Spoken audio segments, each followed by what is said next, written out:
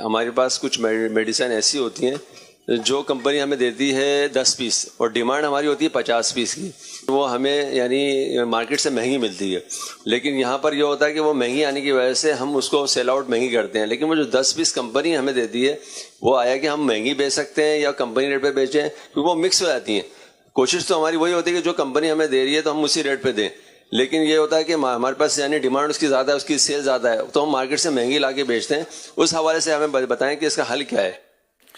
اب دیکھیے، اگر آپ کی یہ ملک ہے، آپ مالک ہیں، آپ کی چیز ہے، اور گورنمنٹ کی طرف سے بھی کوئی اس کا نرخ مقرر نہیں ہے، ریٹ کوئی قانونی اس میں پیچیدگی نہیں ہے، اور آپ کی ذاتی ملک ہے، کسی نے گفٹ دے دیا یا آپ نے مطلب مہنگا خریدا یا سستا خریدا، تو وہ آپ کی ملک ہونے کی صورت میں آپ اپنی مرضی سے جتنا بھی نفع رکھنا چاہیں شرعاً جائز ہے. دھوکہ نہ ہو، جھوٹ نہ ہو.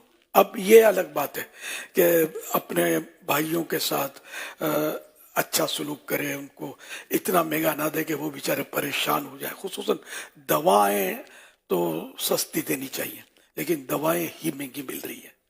ڈاکٹر سستا ہونا چاہیے، ڈاکٹر ہی مہنگا ہو گیا ہے. یہ ایک بڑا پرابلم ہے نہ. جتنا امت تکلیف میں، اتنا مطلب بس یہ اس طرح کے لوگ جو ہیں وہ زیادہ پیسے کمانے کے شوق میں مزید پریشان لوگوں کو کرتے ہیں.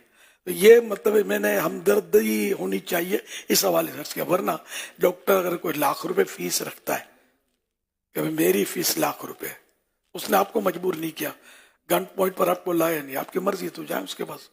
وہ ₹1,00,000 اس کا مانگنا، جبکہ کوئی اس میں قانونی یا کوئی مسئلہ نہ ہو، تو وہ ہے تو جائز کہ وہ مانگ رہا ہے، کوئی اس کی شرعی طور پر کوئی اور قباحت نہ ہو اس میں.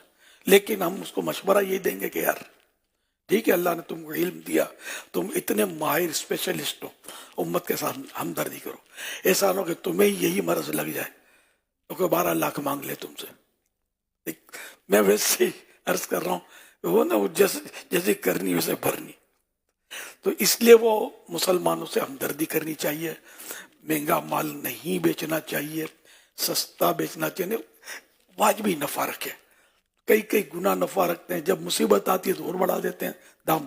جیسے کورونا میں ہوا ہے نا، لوگ بیچارے بعض تو واقعی مر رہے تھے، بعض خوف سے مر رہے تھے کہ گھر میں مریض ہے، اب ہمارا کیا بنے گا.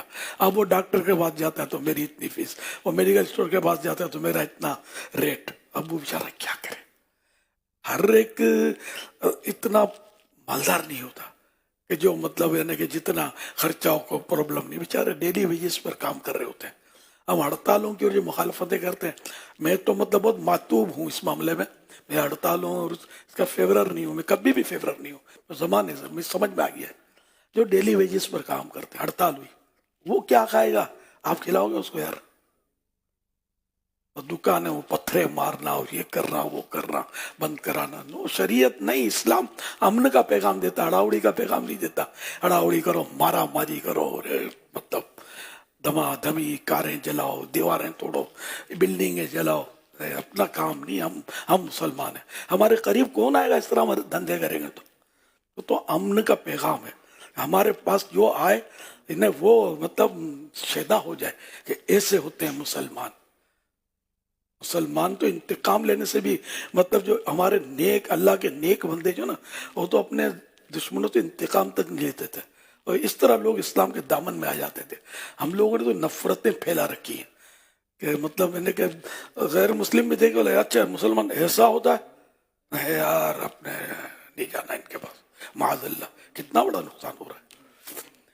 حضرت کون بزرگ تھے جن کے گھر کے پڑوس میں ایک غیر مسلم رہا کرتا تھا اور گھر کا پرنالا، حضرت مالک بن دینار رحمت اللہ علیہ. ان کے گھر کے برابر ایک غیر مسلم کا گھر تھا. اس کا غیر مسلم کا پرنالا، یعنی پانی بارش کا نکلتا ہے پائپ سے، ہے نا، اس کو پرنالا بولتے ہیں، جو بلڈنگ کے بالکل باہر لگا ہوتا ہے چھت پہ. تو پرنالا اس کا مطلب یعنی کہ اس کے گھر میں پڑتا تھا. تو وہ روز مطلب کچھ نہ کوئی گندے پانی اور کچرے اس میں سے لڑکاتا رہتا تھا. تو حضرت مالک بن دینار رحمت اللہ علیہ کچھ بھی نہیں بولتے تھے.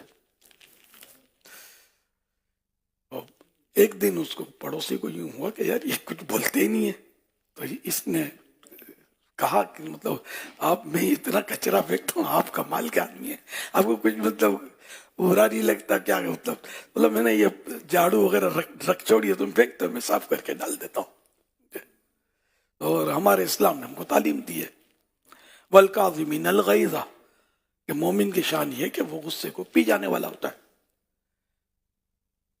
والعافین عن الناس، اور لوگوں کو معاف کر دینے والا ہوتا ہے، واللہ یحب المحسنین، اور اللہ احسان کرنے والوں کو پسند کرتا ہے. اس نے جب یہ اخلاق دیکھے، میں اتنی تکلیف دیتا ہوں یہ ایسا کرتے ہیں، بولا بیٹی آپ کا اسلام اچھا ہے، آپ بھی اچھے ہیں، میں مسلمان ہوتا ہوں. وہ مسلمان ہو گیا. تو یہ ہمارا اخلاق یہ ہے. ہماری تاریخ جو ہے نا، ہم اب جیسے بھی ہیں اللہ معاف فرمائے ہمیں، لیکن ہماری تاریخ یہ ہے، ہمارا اسلام یہ ہے. اور اس طرح لوگوں نے مطلب اب اس وقت جو دنیا میں اسلام پھیلا ہے نا، یہ ان لوگوں نے پھیلایا، تو انہیں میں نے نہیں پھیلایا. ہم تو اڑاوڑی کرتے ہیں، ابھی اڑاوڑی کر کے توڑ پھوڑ مچا دیں، کچھ ہمارے مزاج کے خلاف ہو جائے تو ہمارے پاس کیسے آئے گا کوئی؟ یار یہ کیا مطلب؟ تو مسلمان تو امن کا پیغام دیتا ہے، اسلام سلامتی کا پیغام دیتا ہے. اللہ کرے کہ ہم حقیقی معنوں میں مسلمان ہو جائیں. تو نہ ایسے بنو، نہ ایسوں کے ساتھ رہو. ہم بھلے، ہماری دعوت اسلامی بھلی. انشاءاللہ دعوت اسلامی کے ذریعے سنتوں پر عمل کریں گے، سنتیں پھیلائیں گے، اور آقا کے پیچھے پیچھے جنت میں چلے جائیں گے انشاءاللہ، اور جائیں گے وایا مدینہ انشاءاللہ. انشاءاللہ باغ جنت میں محمد مسکراتے جائیں گے، پھول رحمت کے جھڑیں گے، ہم اٹھاتے جائیں گے. صلو علی الحبیب صلی اللہ صلی اللہ تعالی علی محمد.